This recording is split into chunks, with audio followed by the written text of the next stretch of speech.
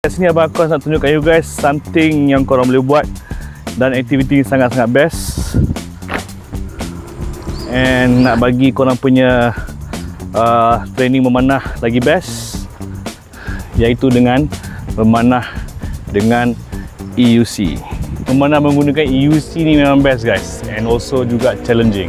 So challenge yang abang aku akan buat adalah abang aku akan shoot 3 anak panah pada satu target dalam keadaan bergerak menggunakan EUC, ataupun kita panggil sebagai electric unicycle.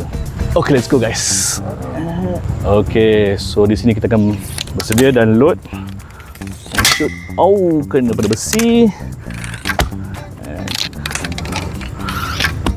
Oh, gagal. Okay guys, kita cuba pada second round. Let's go. Load sekarang and shoot. 2 3. Oh, percaya. Sangat best guys, korang pun patut cuba. Korang nak try memanah dengan UC? Kalau nak, cuba komen nak.